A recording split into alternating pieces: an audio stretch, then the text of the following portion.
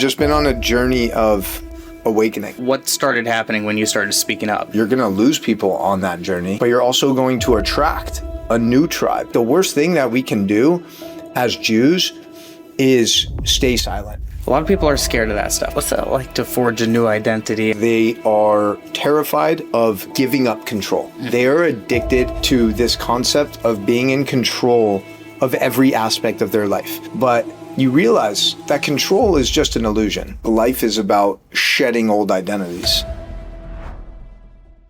Welcome to another episode of Do It for the Clips. Today we have a very special guest, Jeremy Awakens. How you doing? Baby. Let's go. Welcome to Brickell. Finally, we made it happen. I know, man. I'm really excited. So this is exciting because we're both living in Miami. We're both like messaging for like the last few months, missing each other, flights and whatever. And now we get to actually meet live with all you people here. So awesome. It's so exciting. So give me like the origin story. Give me the if you're meeting someone for the first time, who is Jeremy? Wow. I know that's a hard question for yourself. If I'm meeting someone for the first time, man, I've just been on a journey. I've just been on a journey of awakening. That's really what my life persists of. Hence the username. Different chapters. So I grew up in the Bay Area, California. Took a gap year in Israel when I was 18, which was incredible. Shout out Bat Yam. Lived in Bat Yam.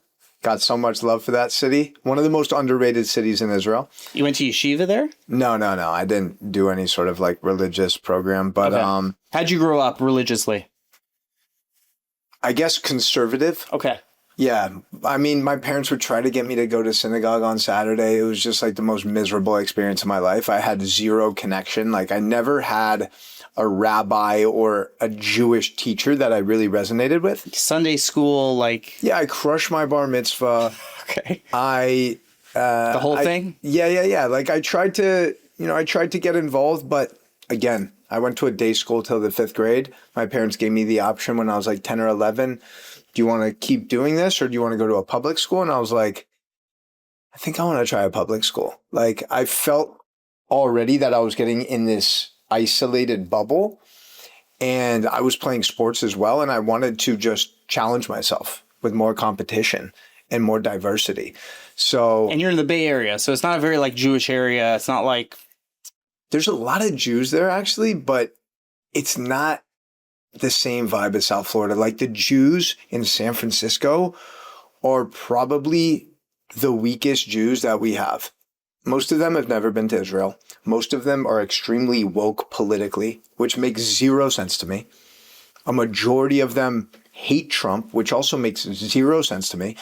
And my parents are still there. And I'm like, guys, you don't have to be there anymore. Like, come here. Come to South Florida. The Jewish community in South Florida is by far the best in America. It's not even close. It's probably the second best in the world outside of Israel. So I've been here the last 10 or 11 years. And when did you make, so you went straight from Bay Area to South Florida? University of Oregon. Okay. A couple years back in the Bay Area working and then came here. And it's been a journey, man. Like I was coaching youth sports at the JCC in Aventura. I was living in Sunny Isles. I was living out of my Honda CRV for 8 nights. I was sleeping in someone's garage for 3 months. It's been an up and down roller coaster, man. And now I'm feeling very good with the direction of my life. And October 7th was a massive shift. I was fully immersed in the health, wellness, and healing space for the last 7 or 8 years. That was a majority of my focus. And after October 7th happened, I went on a different type of awakening. It was a reawakening of my Jewish identity and reconnecting to my roots and wrapping tefillin and building a connection with God. So I think for many Jews around the world and the diaspora especially, October 7th was one of the most painful days and also one of the most awakening experiences to really reignite that fire that we all have inside of us as Jewish people. So yeah, I'll pause there. So I'm glad you paused there because I want to ask, walk me through what were you like on October 6th? in terms of your Judaism? Because if you look at your Instagram today, every single day starts with Modeh, Ani, Lefanecha, Melech, Chai, V'kayam, Shechazarta, Bi, Nishmasi, Bechemla, Rabba, Emunah Secha. Everybody knows, right? Let's go. Did you even know that prayer on October 6th, 2023? I knew it, but I didn't say it. Like, there's times where I tried to be more religious, you know, and connect Judaism with my spiritual practices, but it was never a consistent thing. Okay. So, yeah, man, I mean... Like, you weren't connected. You weren't, like, putting on tefillin. You weren't... No, I had never put on tefillin before. You're not even for your bar mitzvah? No, I don't think so. I don't think that was the thing in California. Wow. That's what I'm saying, wow. man. That's what I'm saying. Like, the Jewish people in San Francisco, fast forward, like, shout out Tefillin Gang. That's what I'm saying. Well, here's the thing. Here's the thing. It's just a reminder that wherever we're at in our life, we can never be too attached to the destination. We always have to embrace the journey. And the more that we actually allow ourselves to surrender to God's plan, that's when the most magical, unexpected things happen. And October 8th, I just remember witnessing all of these protests and rallies essentially celebrating 1,200 people in Israel getting murdered. And I was just, number one, I was confused. Number two, I was super angry.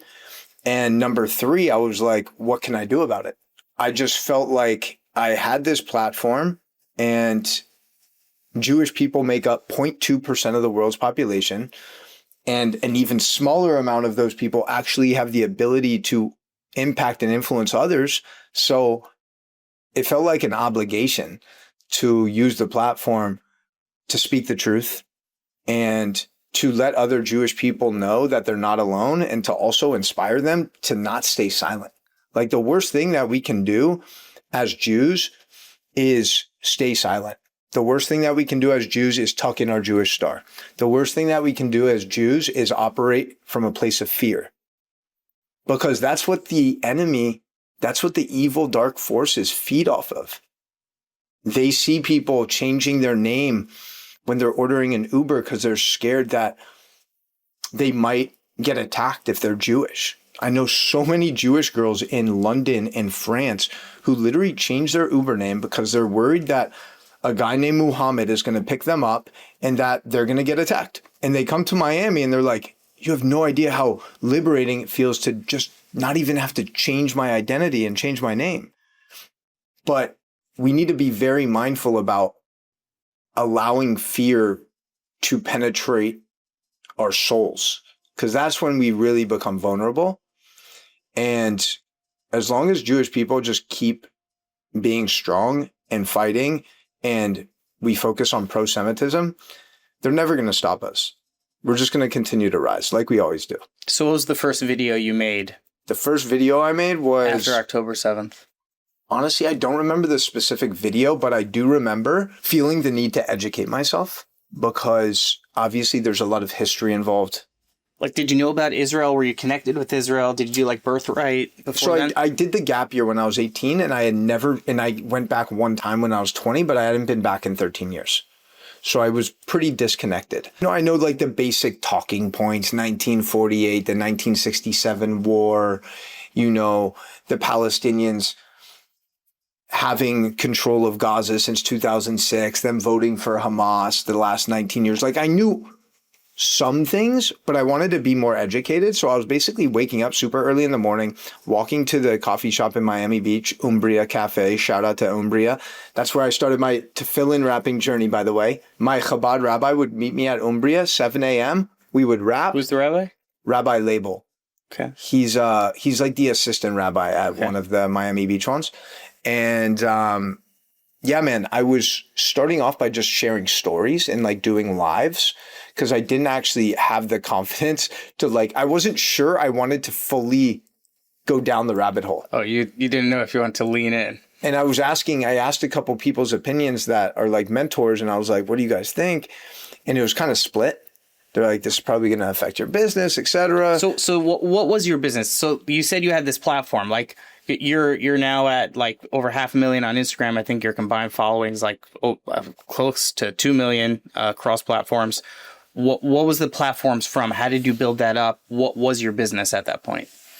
It's all been around health and wellness. Okay. So holistic health, something I'm very passionate about is fighting the system. So now I'm fighting, I never thought I would be fighting against radical Islam and woke left ideologies. You thought it was just GMOs. Yeah, exactly. Exactly, bro. It really took a shift. You know, my dad was a neurologist for over 40 years. So I saw like the medical system up close and personal. And I saw people close to me taking medications, antidepressants, Adderall, cholesterol, statins, all the things.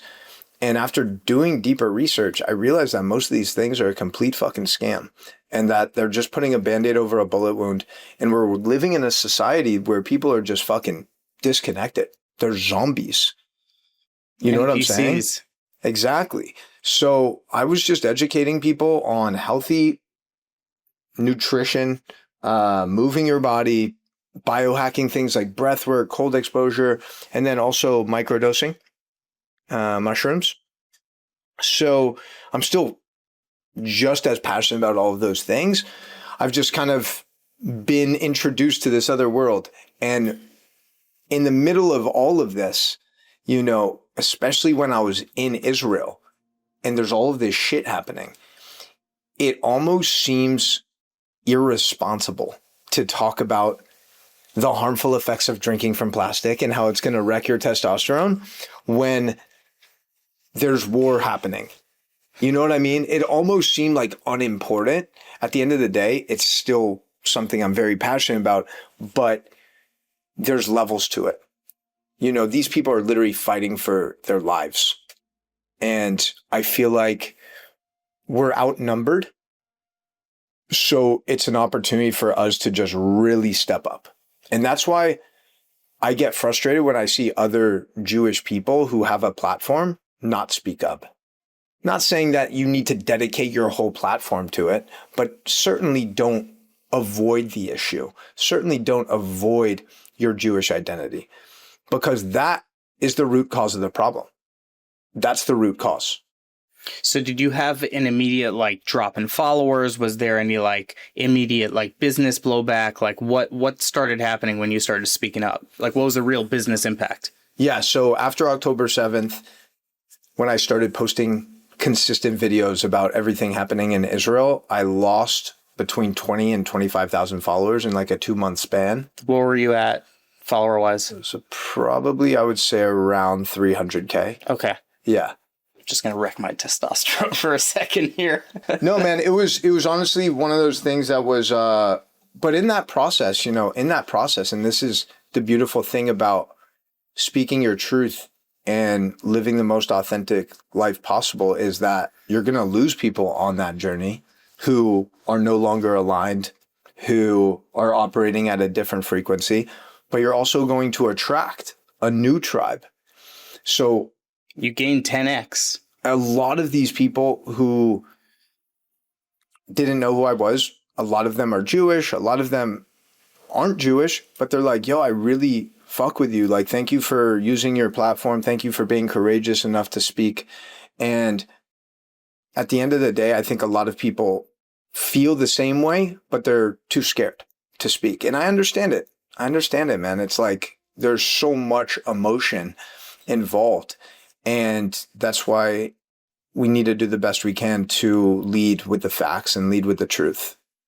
So, back to what you said before, just moving more towards your, I guess, spiritual practice, I guess we'll call it. Less religious, more spiritual. People are, like you said, disconnected, NPCs.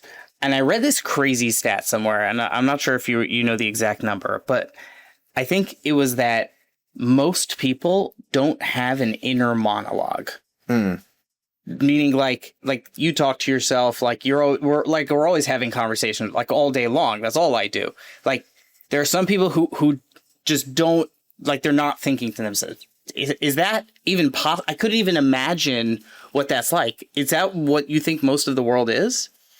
I think everyone has. Are you saying most people, a lot of people they're not having internal dialogues, meaning they're not Like they're just sitting on the bus. There's no like planning. There's nothing going on up here. Well, I think the biggest issue is our society is addicted to distraction, and our society is addicted to numbing ourselves.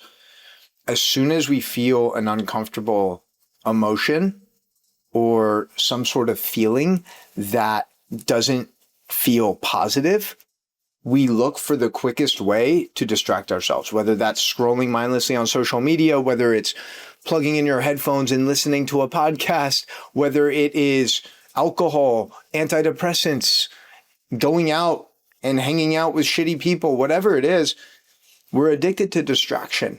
And the more comfortable you get sitting with yourself in silence, the more health and harmony you're going to create internally. And every single problem that we see in the world today is a product of people that don't feel at peace within themselves. And there's chaos. So if your internal physiology is chaotic, your external world is just going to be a reflection of that. So you're just going to attract more chaos into your life, whether that's in relationships, whether that's in business, etc. And I know that from personal experience. When I'm not feeling stable or grounded emotionally, everything else is reflected back to me because everything's just a mirror. You know what I mean? So that's how I would respond to that. So, talk to me about the mushrooms. Where do you want to start, bro? Where do you want to start? So let's see. When's the first time you ever tried psychedelics? How old were you? Okay, so the first time I tried any psychedelic was senior year of high school. My parents went out of town for the weekend, and some of my friends, we were just like, yo, let's fuck around and try some mushrooms. And we did it at my house. And I'm actually like, I haven't thought about that experience in a while. I haven't talked to any of those people that I did it with in probably over a decade. But I think a lot of people have had an experience with psychedelics at some point in their youth, like their teenage years, early 20s, and they've had a bad trip. Because when you're 18, 19, you don't know what you're doing. You're just like, yo, let's trip balls. Let's have some fun. And that's cool. But when you implement more intention with psychedelics, that's when they can be really potent. So basically, I grew up like most people thinking that mushrooms, LSD, these different substances are these dangerous drugs that are going to fry your brain. And my dad kind of echoed that same sentiment. Being a neurologist, that's what he was taught as well. So after doing deeper research and having experiences on my own, I was like, yo, these medicines, these compounds actually seem to activate like a new level of consciousness, a new level of creativity. Are they actually unhealthy? Are they actually destroying my brain? Or is that just another message that the government and all of the people in power said to us so we could stay in this box, this matrix of mediocrity, right?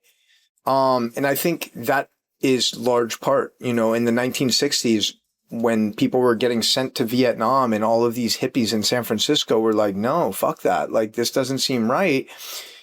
They were challenging the authority. And then all of these substances got scheduled as a Schedule 1 drug, right? It's crazy that mushrooms are a Schedule 1 drug, the same as heroin. Like, that is criminal. How many people do you think have died in the history of the world from overdosing on mushrooms? Zero. Now, let's compare that to alcohol. Last year alone, it's approximated that 176,000 people died from alcohol overdoses or misuse or alcoholism. right? 176,000 in 1 year versus 0 in the history of the world. It's also ironic that mushrooms are a Schedule 1 drug, but alcohol is completely legal. It's actually glorified.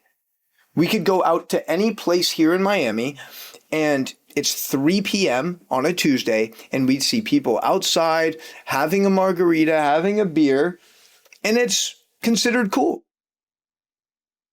And it's actually a neurotoxin. Like alcohol's poison. Do I myself enjoy an occasional drink? Absolutely. I'm a tequila soda lime guy though. I keep it as healthy as possible when consuming alcohol, but we have everything backwards, bro. Like we have everything backwards. So I would say there's 3 main benefits to mushrooms specifically. Number 1 is neuroplasticity. This is just the idea that our brain is creating new neural connections and we're improving our creativity and our capacity to think outside of the box. Number 2 is it decreases anxiety by reducing blood flow to the amygdala part of the brain. Now, the amygdala is responsible for fear.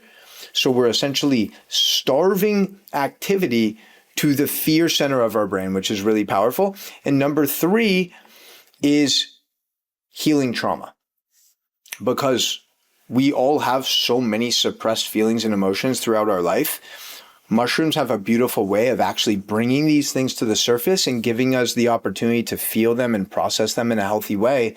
Once we do that, we just clear a lot of negative energy and we're able to elevate our frequency. And this is exactly why mushrooms are still illegal. Like it's absolutely criminal. So if you're someone who is thinking about trying mushrooms, right? A lot of people are scared of that stuff. And I think it's mostly because people are probably scared of just feeling, right? You know, there's some people who just like to live like, you know what, like I'm good. I don't need to discover more. What would you say to someone who is just like, I'm good. I don't need to explore. Like, do you think everyone should try mushrooms, or do you think there are people who are just like, no, you could stay your NPC life? I think everyone should try mushrooms at least one time. I'm a big believer that regardless of where you're at in your life, they can bring you some sort of value. They can bring you some sort of key insight. They can show you something that you previously were unaware of. And I'm not here to force anything on anyone. So when I first started getting into it, you know, I was so excited. I'm like, yo, you need to try this. You need to try it. Now I'm like, listen, if you're happy with your life, amazing. You know, if you want to continue down the path you're on, amazing. If there's something that you want to explore deeper within yourself or life in general, then I think it's a great tool that is very safe. It's completely non-addictive. It comes from nature. We can talk about how plant medicine and psychedelics are all over the Bible. All over the Bible. Now, a lot of Jewish people and people in general are completely unaware that when Moses was inhaling smoke from this burning bush, he was actually inhaling smoke from an acacia tree. Now, an acacia tree, acacia in general is a psychedelic plant medicine. So it has DMT in it. So Moses is inhaling that. He's like, yo, God, what's up? And he's feeling connected. He's feeling capable of anything. And that's what really allowed Moses to just part the Red Sea and do so much good for the Jewish people. Psychedelics played a huge role. So for people to deny the efficacy or potency of psychedelics, it's like, it's just wrong. It's historically incorrect. And that's why I think there's a powerful opportunity to bridge psychedelics with the Jewish community. And I'm excited to hopefully do more of that too. One of the interesting parallels that I found in the Torah with psychedelics, and it's not explicitly a psychedelic, but if you read it as the way I'm going to say it, Adam and Eve, right? They were in Gan Eden, in the Garden of Eden.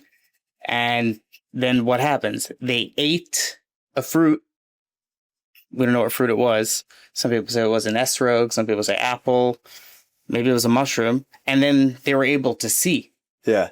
Right? Like, it's just like you ate something and then like your perception changes. I don't know. To me, that sounds like a psychedelic, but There's no coincidences in life. You know, the more you wake up, the more you realize that everything is connected. I mean, if you just look at the back of our phones, right?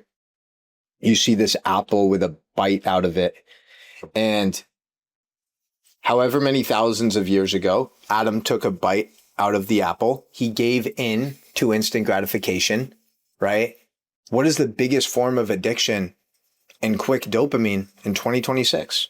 It's this device right here. There's no coincidence that Apple is the device that is ruining a lot of people's lives. Don't get me wrong. It's an amazing tool. It allows us to reach a lot of people. It allows us to create more impact in the world. But a majority of people are a slave to their iPhone.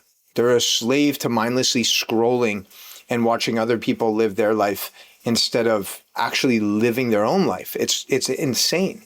Like it's actually crazy. One of the craziest things I see on a frequent basis is like I'll be out at like a nice dinner or a sporting event or something, right? And I'll see people there watching other people's stories on Instagram. I'm like, what the fuck are you doing? Like we're living in such a that's one of the things that's just so crazy to me is like how addicted we've all become to mindless consumption. So it's really everything. Like it's all about the intention. Same thing with mushrooms. What's your intention going into it? Okay, my intention is to heal from childhood trauma. My intention is to improve creativity or to heal this relationship. Or it's like, I'm just doing this to get fucked up and escape and numb myself. It's the same thing with the phone. We can be very intentional with it, or it can become something that enslaves us. I feel like with mushrooms, I feel like you can try to go in there and be like, oh, I want to get messed up. And then you come out like, oh, I saw God. Like you can't. Yeah. Like you can't. I feel like you can't really badly intention your way out of a mushroom trip. Well, this is actually goes back to your question. I don't think I answered it. You asked me why are people like hesitant or scared? Yeah. The number one reason why people are scared to do mushrooms or any other psychedelic is because they are terrified of giving up control. They are addicted to this concept of being in control of every aspect of their life. But you realize that control is just an illusion. There's very little that we actually control in this life. We control the way we speak, the way we treat ourselves, the way we treat others, how hard we work. These are things that we control. We control the foods we consume, how we treat our bodies, etc. But so much of the stuff that we think we're in control of actually is outside of our control.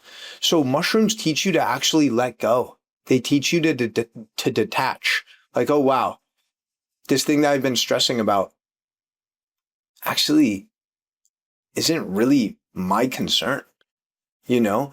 And I think that's the biggest thing is this idea of control and letting go of it. But ultimately, that's the most liberating thing. Any other must-try psychedelics?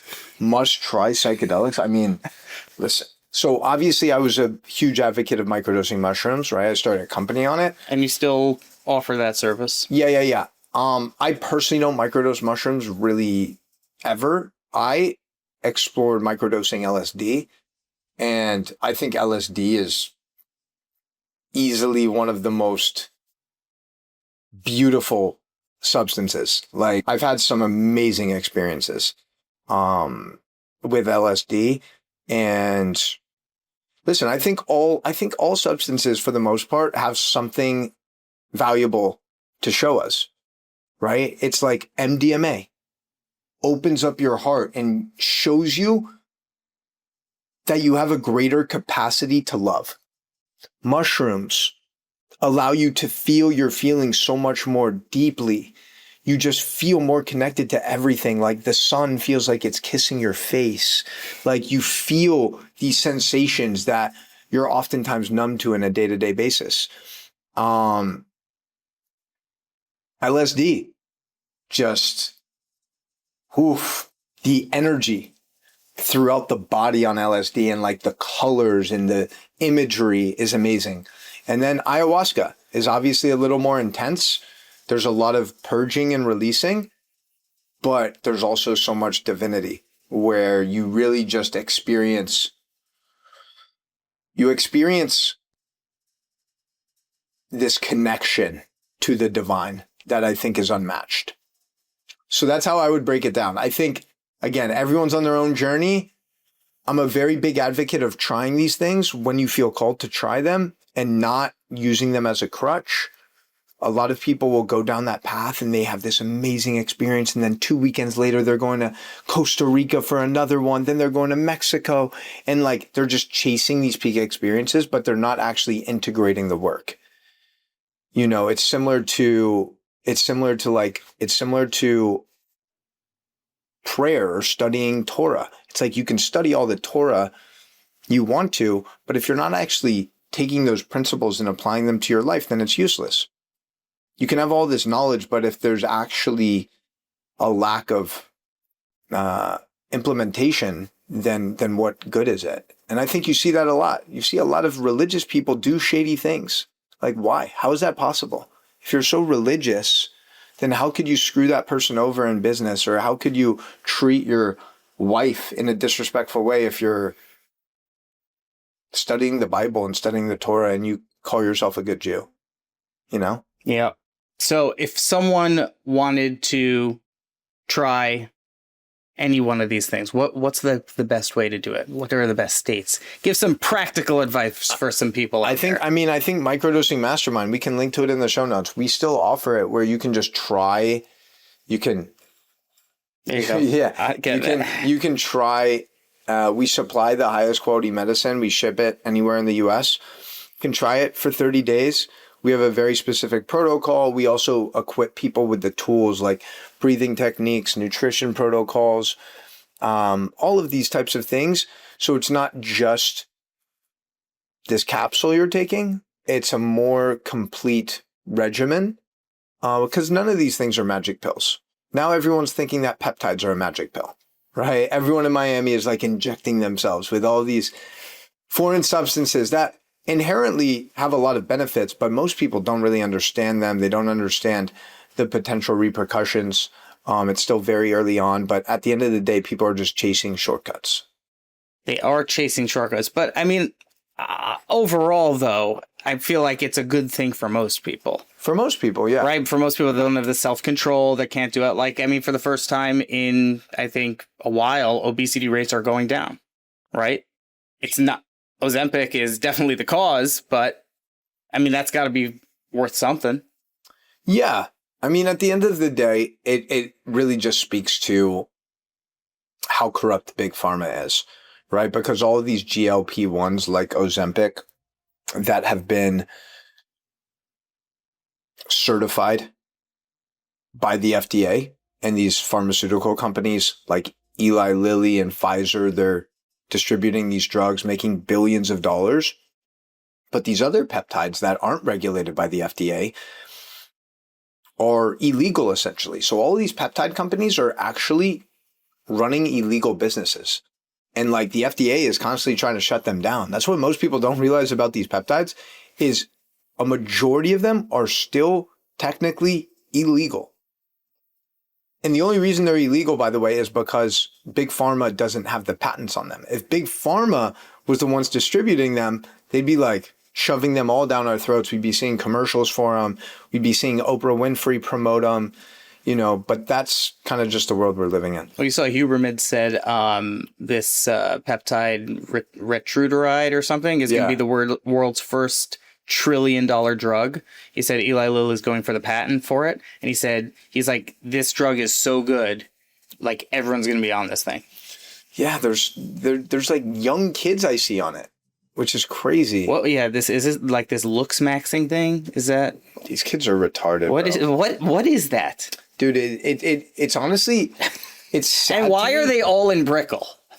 Bro, it's sad to me that some of these people are like, have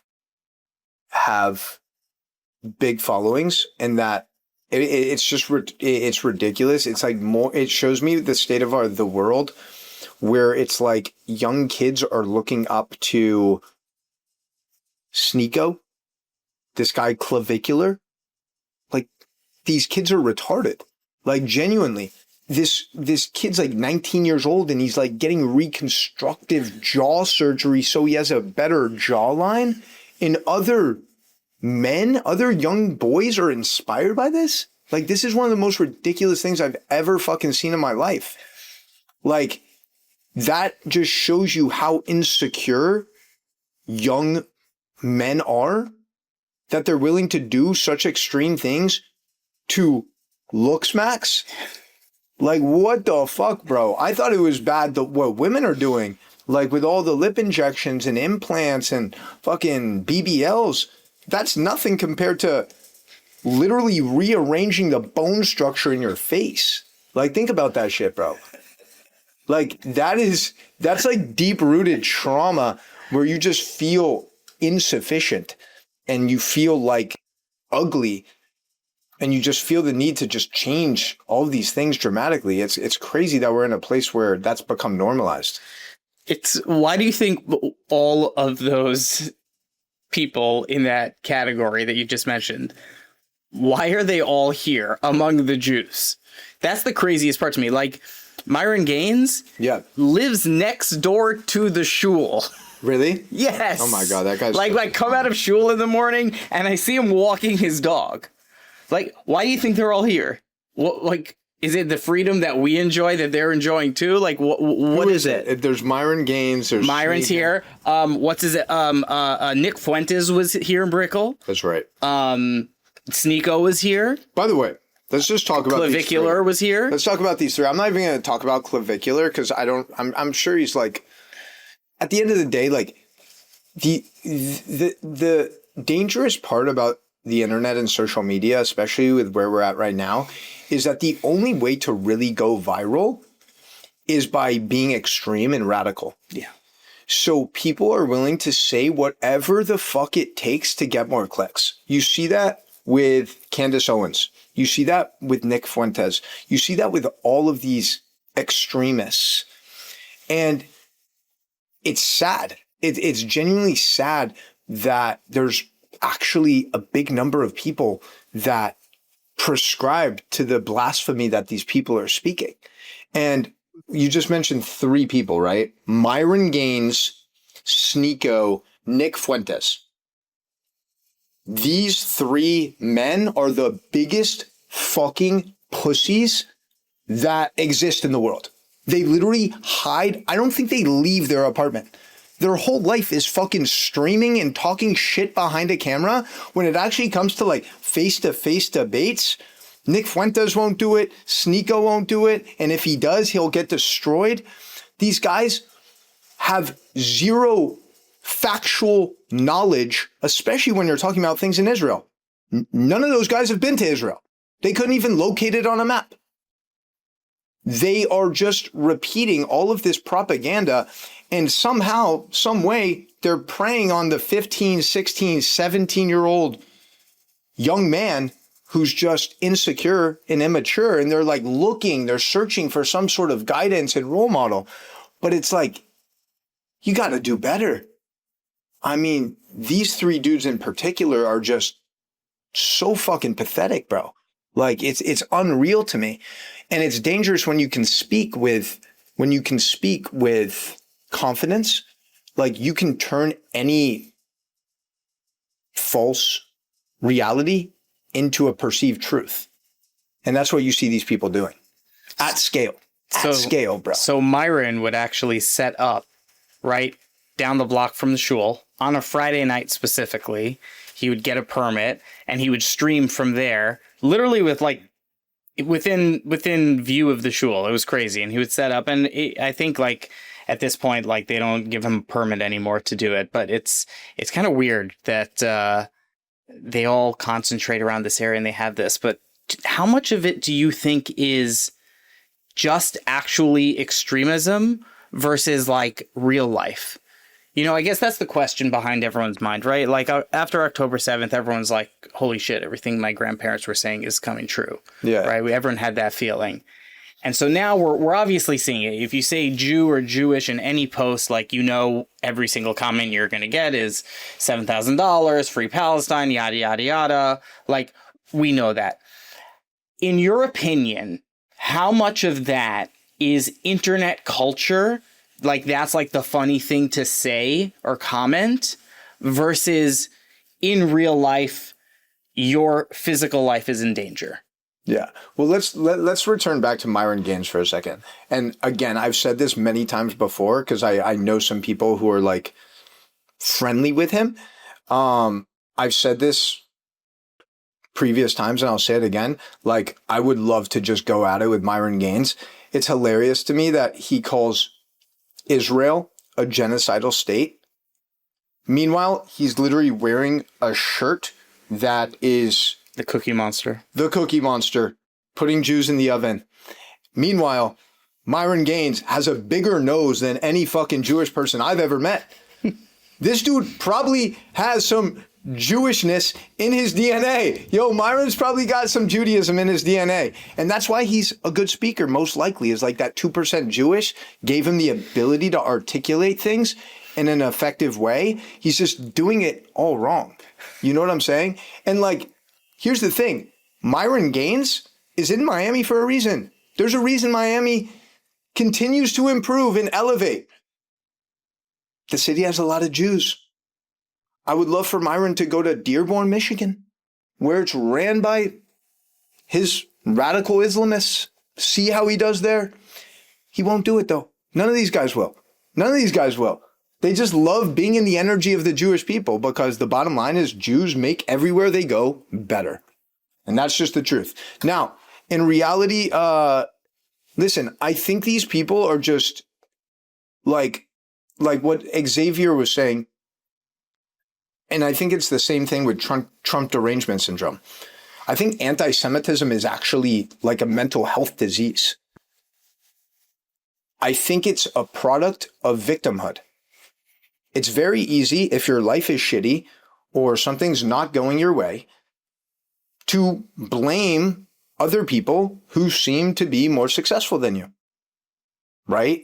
And it's unfortunate, but most anti-Semitic people are just operating from a frequency of victimhood, which is literally the lowest vibration you can live your life from, rather than actually taking accountability for your life and being inspired by this group of people that makes up 0.2% of the world's population, yet they've created so much success and impact in the world. Over 20% of Nobel Prize winners have been Jewish.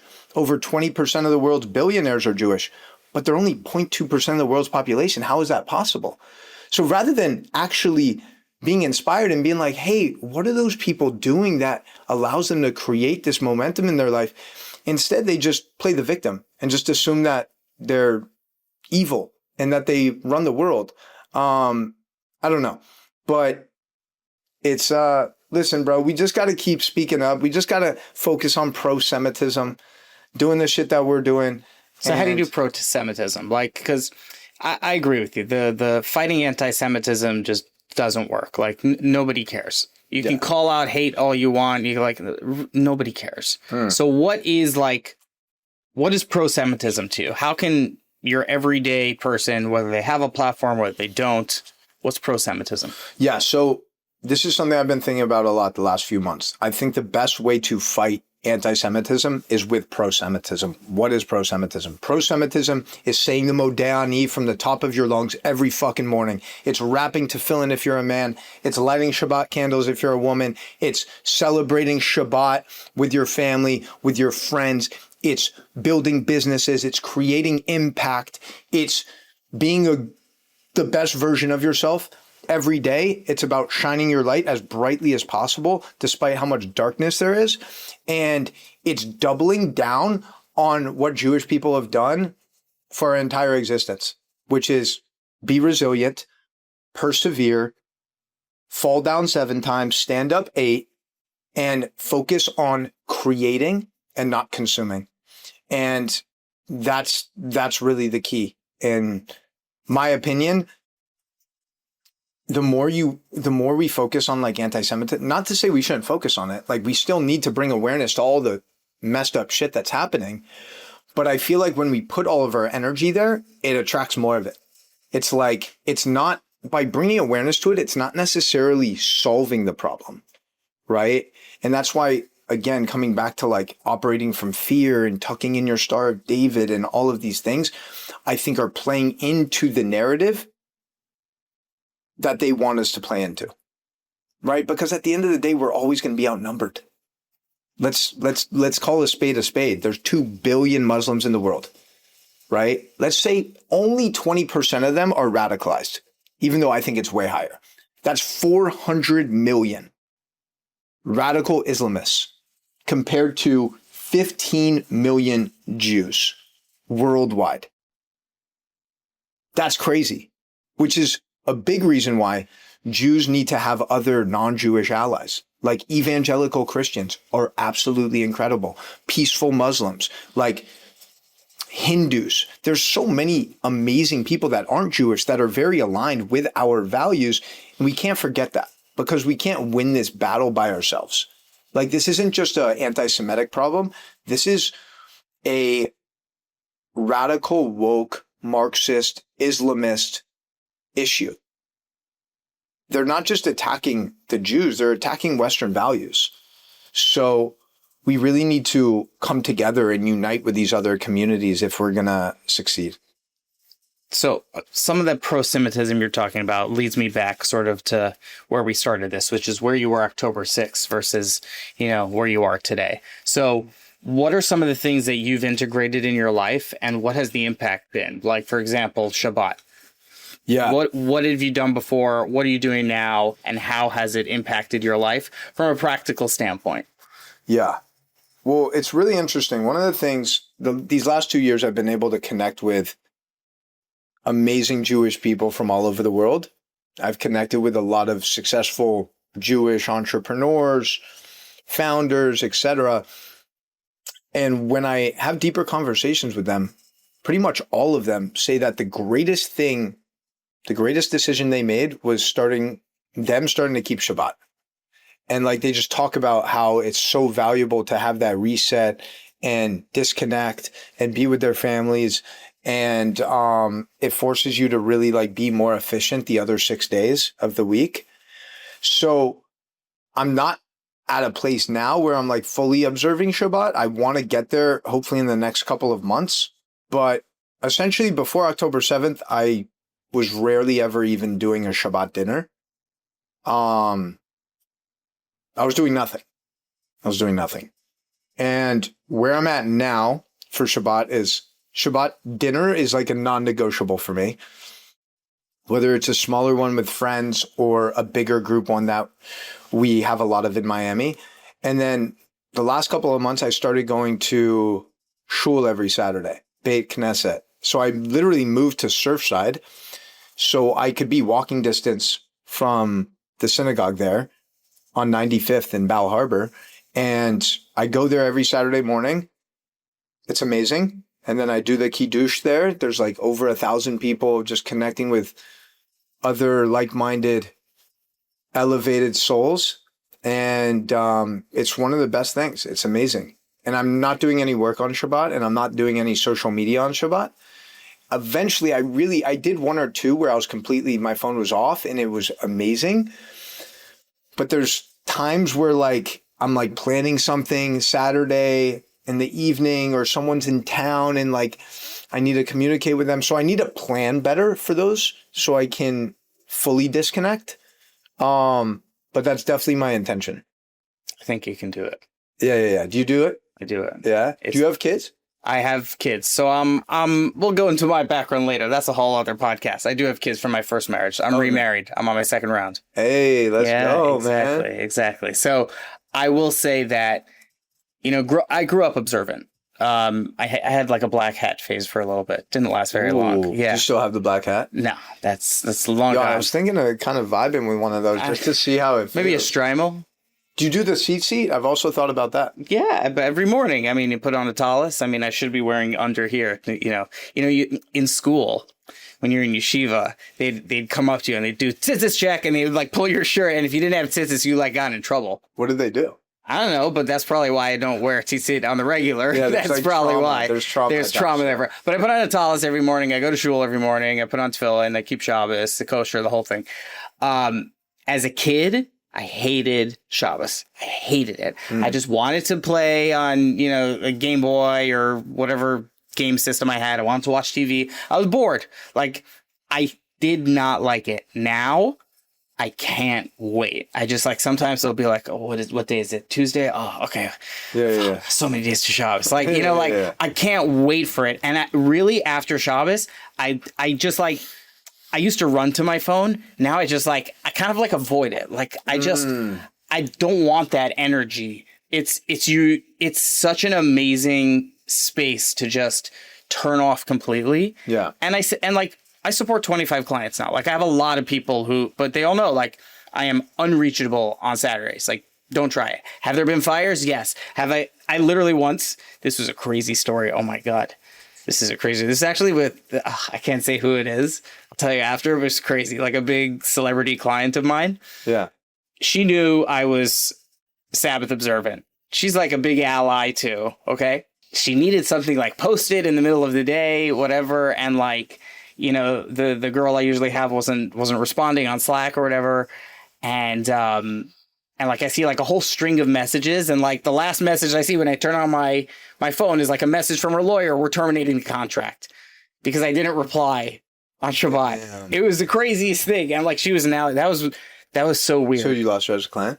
Yeah, because of Shabbat. It was fine. She was out of her mind, so it's totally cool. That's crazy, bro. But every time that I feel like every time I've ever tried to do things on Shabbat or like try to get creative with it, always ended up failing. Like you don't mess with that energy. You don't try to build on Shabbat. You don't try to plan.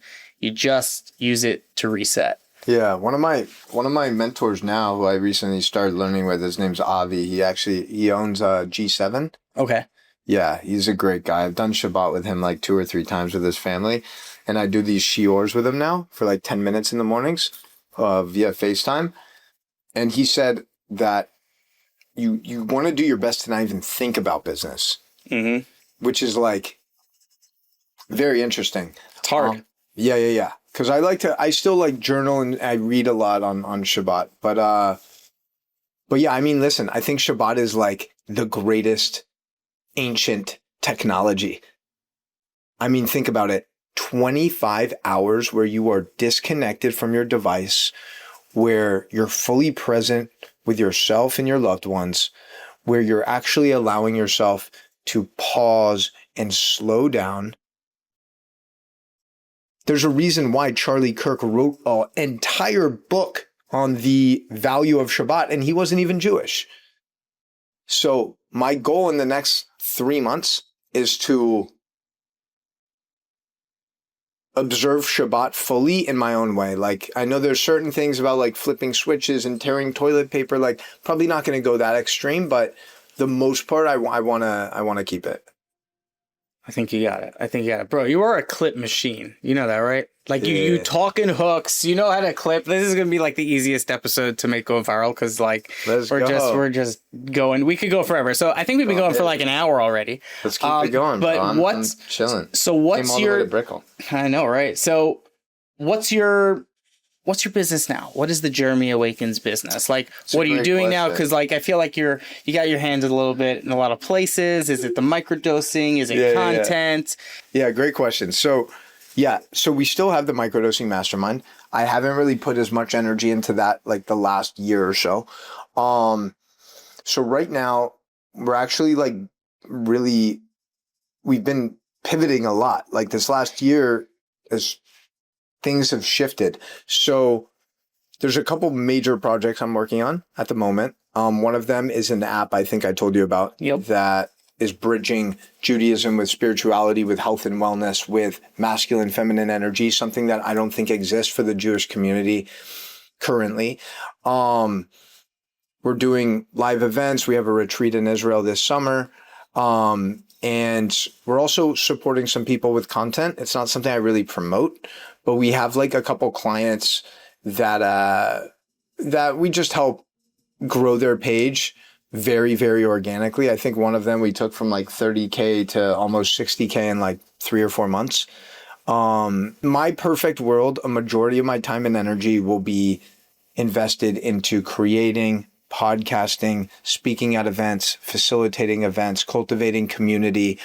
And also another thing that is a longer term project is Kavanagh Ventures, which is a venture fund that me and one of my best friends are starting that is basically US based investors into Israeli startups in the AI and mental health space.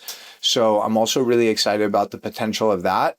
But yeah, man, it's been interesting because, you know, obviously I took a massive 180.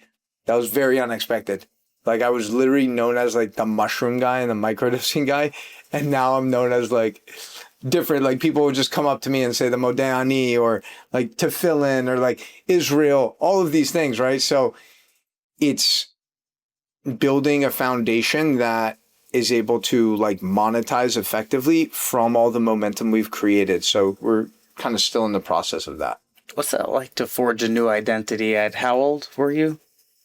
33. 33. Yeah. I mean, like your identity, like at least the outside, your outward identity shifted, or did it not shift for you because you were always just yourself? No. No, I mean, I think life is about shedding old identities. It's all about shedding old versions of ourselves. So the last 2 years, probably the biggest aspect that I've had to shed is losing friendships, losing, I don't even really consider like the followers and stuff like that a huge, at the time, maybe like it was a loss, but life is all about shifting identities. It's like, where am I unhappy with my current life, whether it's relationships, business, with my health, and how can I transform that pain that I'm experiencing into purpose, into meaning?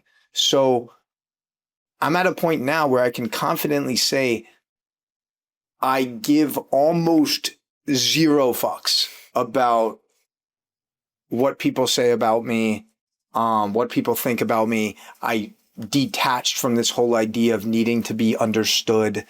You know, for a while I was like, yo, these people are talking so much shit. I wish they actually just like had a conversation with me in person and realized like, I'm a really good guy. You know, I have pretty good intentions. And then I was like, you know what?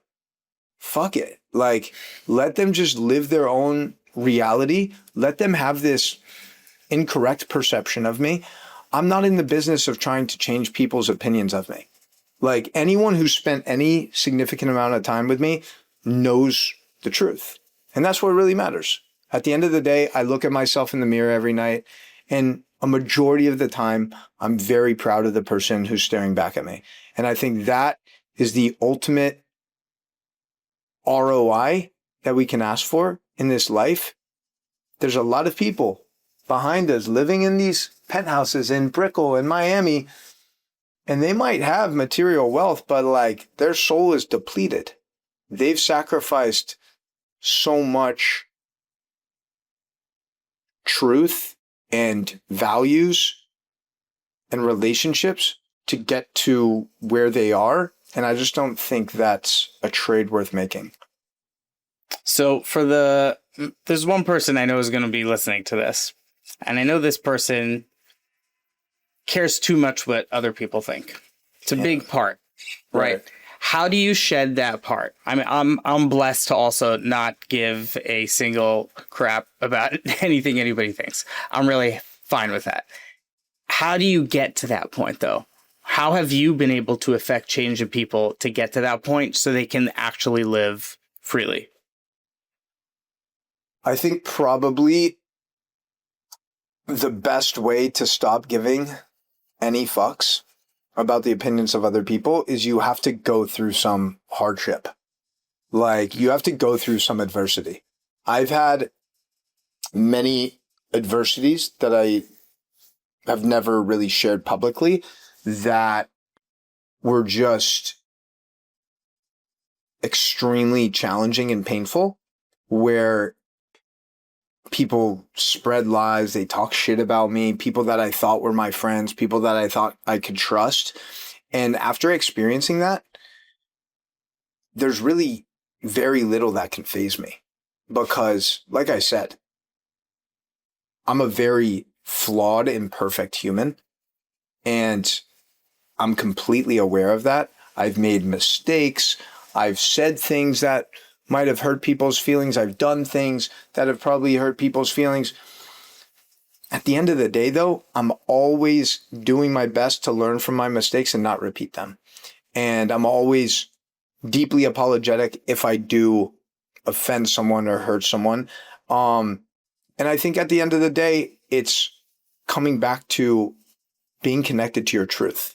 If you genuinely are connected to your values and your truth and your authentic expression, then the rest of it will take care of itself. And it's also believing, like my dad tells me this shit all the time. He's like, so my grandpa George built his reputation in business from selling vacuum cleaners door to door in Des Moines, Iowa, bro. This is when vacuum cleaners were not even like a known thing. Now we all have a vacuum cleaner and it's like common practice. But back then in the 1930s, 1940s, very few people even knew what a vacuum cleaner was. My grandpa was literally selling vacuum cleaners door to door in Iowa, bro. Like, and the reason why I think that's so powerful is because he believed that those vacuum cleaners were going to enhance those people's lives. And I believe everything that I do and say, for the most part, has the ability to improve or enhance someone's life. You know? So if you actually believe deeply in your soul what you're doing, what you're pursuing, what you're saying, then the people's opinions are just going to be a byproduct of that. By the way, who do you think is the most hated person in the world today?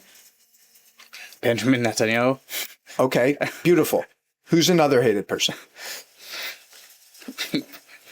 Jeremy Awakens. Okay, I would say if you could probably list the three most hated humans in the world today, it would be Donald Trump.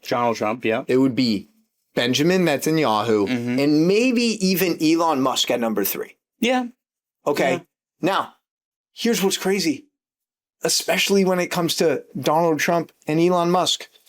Those two guys are literally going to go down in the history books as two of the most impactful leaders of our generation. In 100 years, I think you're going to see Donald Trump added to Mount Rushmore, okay, as one of the greatest presidents of all time. You're going to see Elon Musk already. If Elon Musk left tomorrow, I think he's still arguably the best entrepreneur and innovator we've ever witnessed. And he's just getting started, bro. The guy's in his 50s. Like, and these guys are hated by so many people. Why are they hated? Because they're unapologetic about being themselves. They are so confident in their truth, in their message, in their mission, that they're willing to offend people to do what they know is right. And you see that more than ever now. Trump derangement syndrome, easily the #1 mental health disorder in America. Not one of these people, by the way, that criticizes Trump criticizes his policies. They all just call him names. Oh, he's a misogynist. He's a racist. They literally can't point to one policy that they disagree with because those same people are acting on emotion. They're not grounded in truth. Same thing with Elon Musk. These people are literally fucking burning Tesla cars. This man is doing more for the environment than anything. He's bringing internet to the people of Iran and other third world countries. He's he shifted the entire way that we live our lives for the most part, I believe, in a positive way. So point being, there's no way you're going to be successful and also have everyone like you. That is fucking impossible. The goal should never be to be liked by everyone. The goal should be to be respected by a majority, and the goal should be to make the greatest impact possible doing positive things. But you're always going to trigger people. When people see you shining, when people see you like glistening with your pretty blue eyes and the sun's reflecting on them, they're going to be like, fuck that guy Zoli, bro. They got their brown eyes. They're wishing they had blue eyes. Bro, that's it. That's it. It's funny. I had a friend come to me. He goes, I had a couple guys come over to me. They're like, that Zoli guy is such a douchebag. And I'm like, really? I'm like, these guys think I'm a douchebag? Like, I think of myself as the biggest nerd in the world. Like, I give no fucks at all about what anyone thinks. And it was hilarious to me that they thought that. And I felt the same exact way like you thought. Like, okay, whatever. Let them think what they want to think. Like, it's come and meet me. Like, yeah, it's wild, dude. It's funny, man. People's perceptions are just fucked up. Like, and social media just amplifies it. But at the end of the day, I think it's kind of funny. At least they know my name. Yeah. He's that guy who's on social. Might be a douchebag, but hey, guess what? We get paid. That's what I'm saying. I've had a lot of people, though, that have actually met me. And they're like, bro, I actually thought you were kind of like an asshole or like arrogant.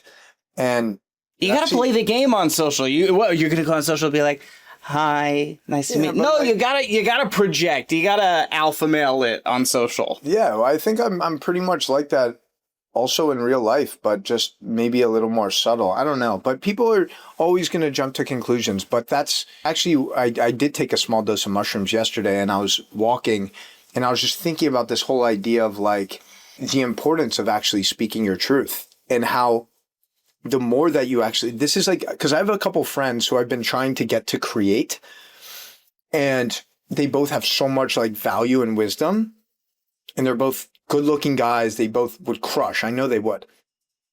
And they're both just like the fear and like literally one of my boy was like, dude, I don't want to be one of those guys that's like trying so hard on social media and then like 4 people comment on my post. Like, and I was like, dude, like, stop that shit.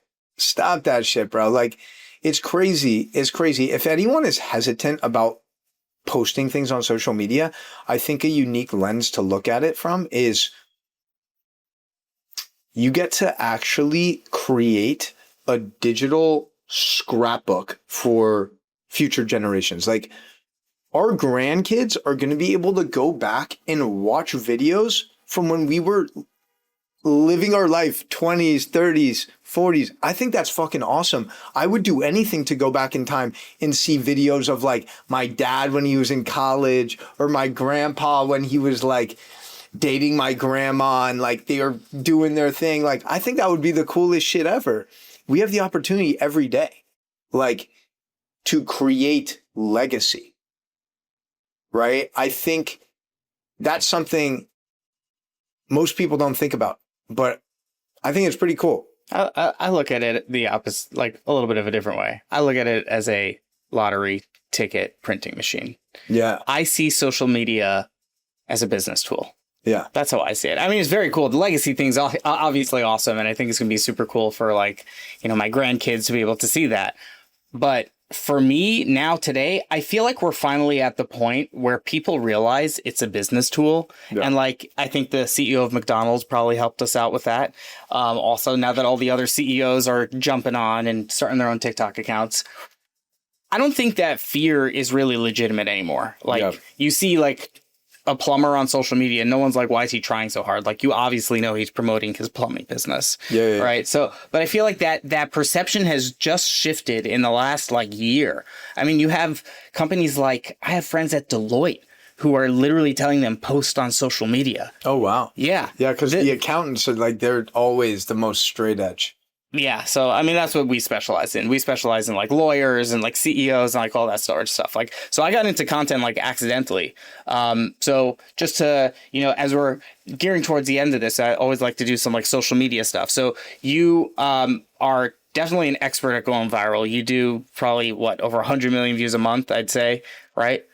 Probably a little less. But Okay. some months close to that. So what is like your process for it? What is your specialty when it comes to social media to get the views, aside from being extreme like you covered before? Well, I think I actually don't think I'm that extreme, to be honest. I think I could be way more fucking extreme if I wanted to, but I also just don't really want to, like, I don't want to stoop to a certain level just to go viral, if that makes sense.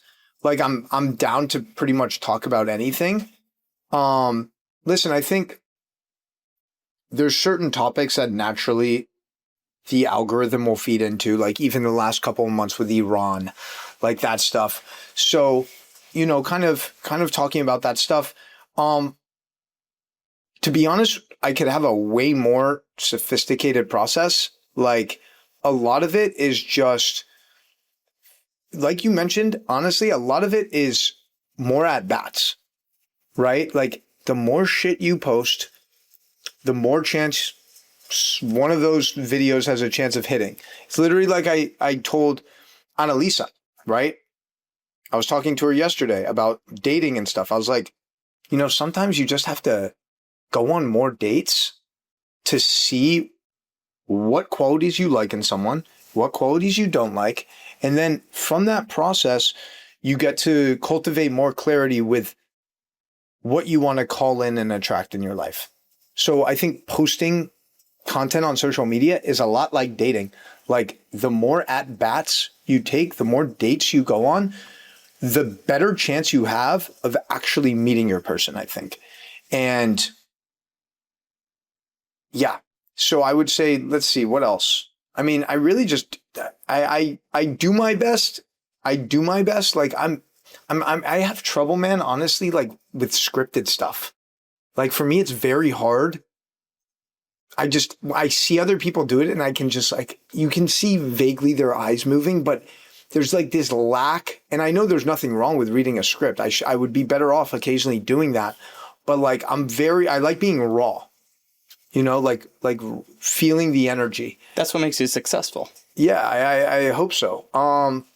But yeah, I think more at bats, recently with like the edits app, like it gives you all these trending kind of styles of video, and then you just plug in B-roll, which I think is like a very easy way to you can batch like 10 of those videos in an hour if you just sit down and, it already has the song on there. So I think that's easy.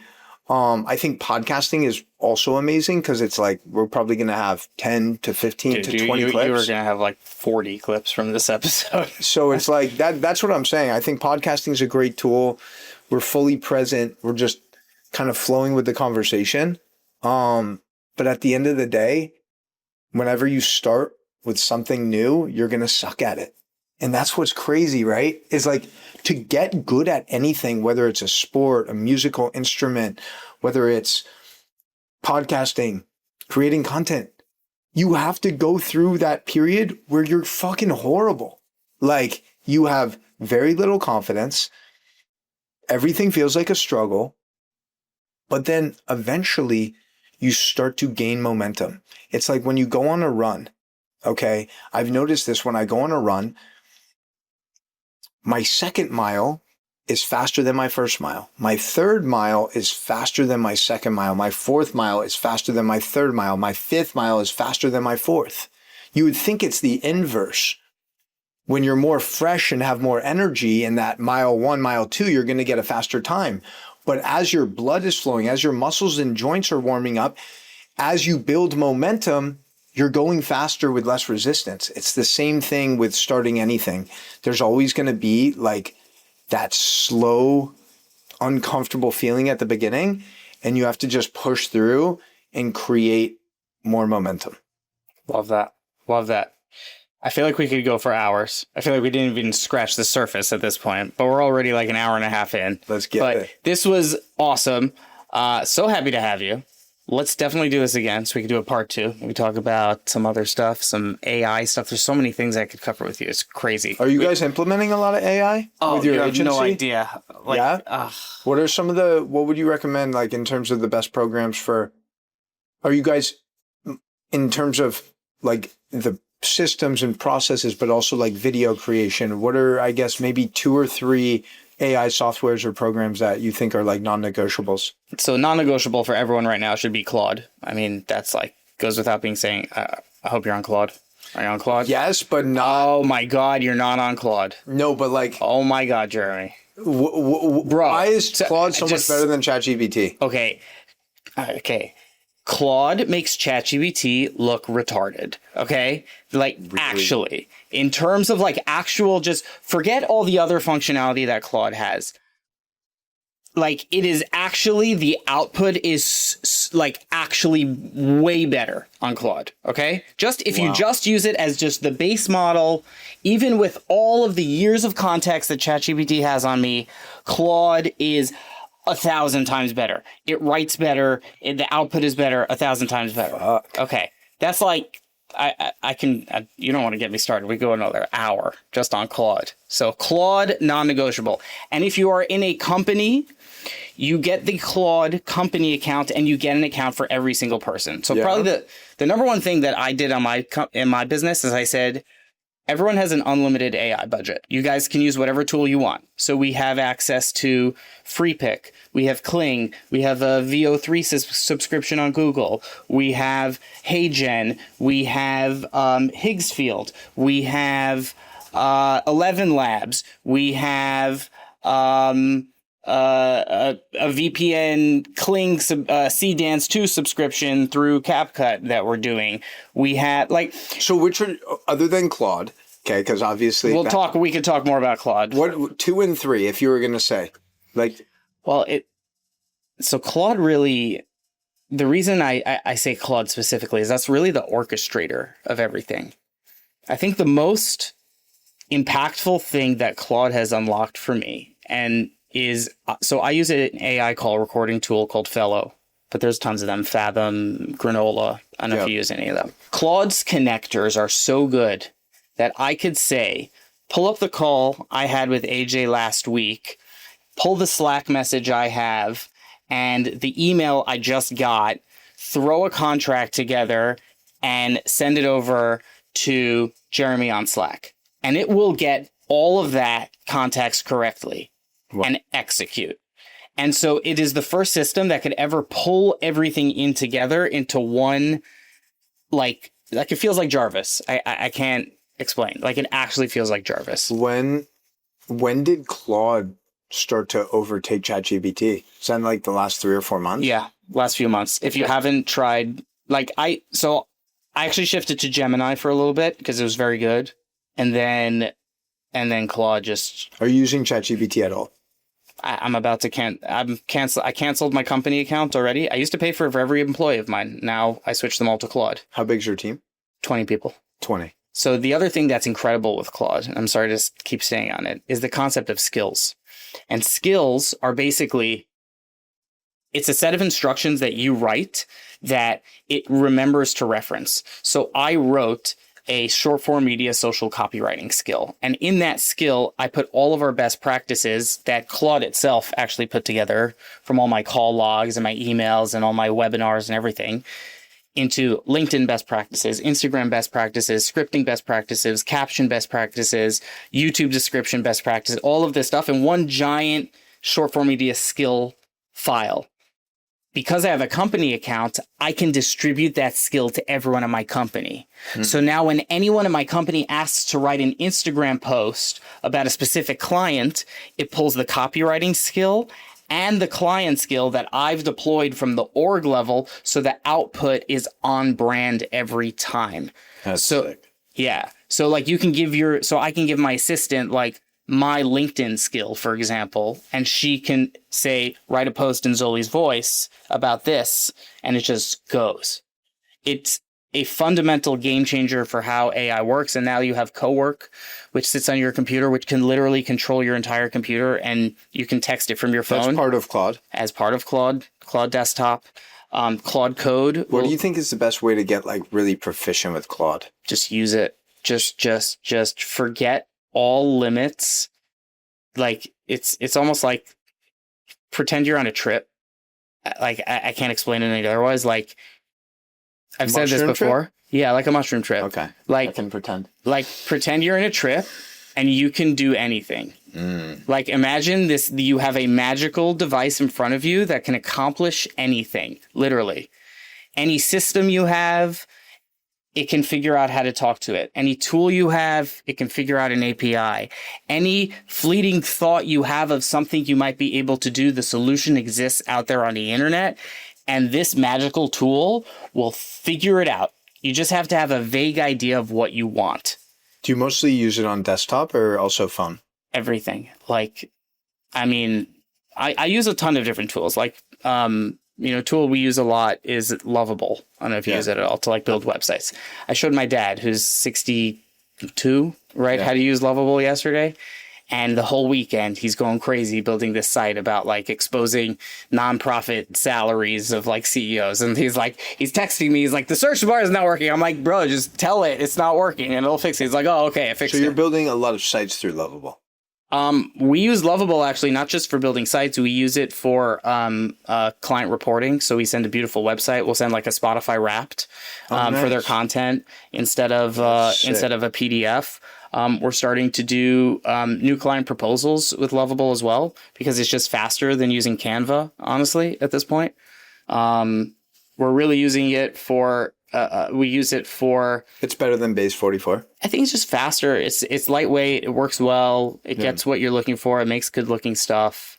I like it. If you're looking for like an easy website builder, I'd say Lovable is a great tool. Cool. Yeah. And then in terms of like content generation and video stuff, for images, it's all going to be Nano Banana, Gemini. That's the only real one. And then for video, it really depends on the workflow you're looking for. If you're looking for like special effects, Higgsfield is definitely there. That they have a lot of really cool effects there. You can do the Kling motion control thing, which allows you to basically deep fake whatever you want, which is just absolutely insane. And then every other tool, I mean, you just get access to FreePick and you have access to all the models. Yeah. Right. So FreePick gives you everything. And then in terms of editing, my favorite editing tool is Descript. Descript. Cool. That's my favorite on the tech side, but I could go for a long time on the AI stuff. This is great. Got some shit to implement, bro. Yeah. I'll happy to help with that. I should talk more about the AI stuff, but I'm just like too busy implementing it. Like to me, I probably spend thousands a month on AI software, but it allows my employees to output 3-4 times. Yeah. So it's worth it every time. Yeah, it's legit, bro. What about you? I mean, I'm still, I mean, really, the first thing is like going all in on Claude, it sounds like. Yeah, you gotta be doing that. Yeah, I feel like it could expedite a lot of things. Oh yeah. Once you start thinking about what it can accomplish, like it's hard to sleep some nights because like, and sometimes I'll be like on a bike ride or a run and I'll just have to stop and like I will Claude code. I'll be like, yo, I got this app to do this, and I will voice note it the whole way home to make sure. On the Claude app. Yeah, and I say like build out the spec. The real key with I think AI tools is like use the AI to prompt the AI. You don't know how to prompt it, so before you like ask it to build something, ask it to like build the spec to build the thing. And that will allow you to do some much better stuff. All right. Yeah. I'm going to have to get you on the pod so we can. Okay. We'll do a whole AI deep dive on the pod. But this was fun. My brother. Good stuff. Thanks for coming in. Oh.